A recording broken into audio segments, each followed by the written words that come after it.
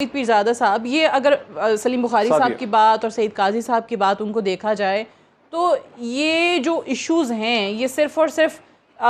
وہاں پہ آ کے رک جاتے ہیں یا دب جاتے ہیں یا تمام لوگ ان تمام باتوں پہ اگری کر جاتے ہیں اگر ان کو یہ نظر آ جائے کہ ہاں ہمارے کیسز ختم ہو رہے ہیں، ہمیں کسی نہ کسی طریقے سے ریلیف مل رہا ہے۔ اب آج ہی میں دیکھ رہی تھی شاہد خاقان عباسی صاحب نے نیب قوانین کے حوالے سے بات کی اور کہا کہ ہمیں بہت اچھے طریقے سے پتہ ہے نیب قوانین میں کیا خرابیاں ہیں، ہم تو وہ 2000 سے بھگت رہے ہیں، تو 2000 کے بعد آپ ان سے پیپلز پارٹی سے پوچھے تو صحیح کوئی کہ کیا انہوں نے اپنے ادوار حکومت کے اندر یہ کیا، ترمیم کی نہیں کی، قانون چینج کیا نہیں کی۔ آج کیونکہ وہ ریسیونگ اینڈ پہ ہیں تو ان کو وہ قوانین جو ہیں برے لگ رہے ہیں، تو یہ اسی طریقے سے چلتا رہے گا کیا؟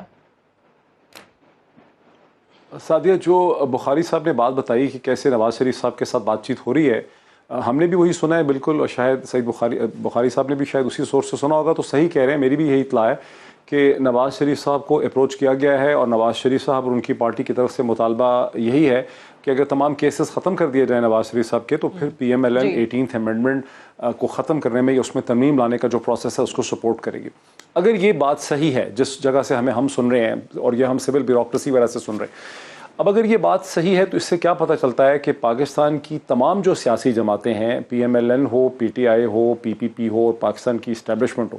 وہ جو کچھ کہتے ہیں آن دا فیس آف اٹ، وہ در حقیقت اصل آرگومنٹ نہیں ہوتا، اور اصل ان کی ضروریات یا ان کی نیڈز یا ان کے انٹرسٹ جو ہیں وہ اس سے الگ ہوتے ہیں جو کہ آن دا فیس آف اٹ کہا جاتا ہے۔ اب سعید قاضی صاحب جب یہ کہتے ہیں کہ 18ویں ترمیم سے ایلیٹ کو فائدہ ہوا، سندھ کی ایلیٹ کو یا پیپلز پارٹی کو، بالکل صحیح کہتے ہیں۔ 18ویں ترمیم کی بنیادی اس کو پاس کرنے کی اور اس کو جس طرح سے چھپا کے اس کو پاس کیا گیا، تو اس کی لاجک یہ ہے کہ آن اے پولیٹیکل لیول یہ پاکستان کے لوگوں کے لیے ڈی سینٹرلائزیشن کی جا رہی ہے، ان کو لوکل گورنمنٹ دینی ہے۔ لوکل گورنمنٹ تو آپ نے در حقیقت ان کو ڈسٹرکٹ اور تحصیل میں دینی ہے، جو انہی جماعتوں نے جنہوں نے 18ویں ترمیم پاس کی، اس کے بعد انہوں نے صوبوں کو کنٹریز میں بدل دیا اور انہوں نے کسی قسم کی معنی خیز، میننگ فل یا ریئل سینس میں لوکل گورنمنٹ پنجاب میں سندھ کے اندر پرووائڈ نہیں کی۔ ٹھیک ہے نا، یہ بات ہے۔ سو 18ویں ترمیم کو پاس کرتے ہوئے بھی جو آرگومنٹس دیے گئے وہ بھی در حقیقت جعلی تھے۔ 18ویں ترمیم کو ختم کرنے یا اس میں ترمیم کرنے کے لیے بھی جو آرگومنٹس دیے جائیں گے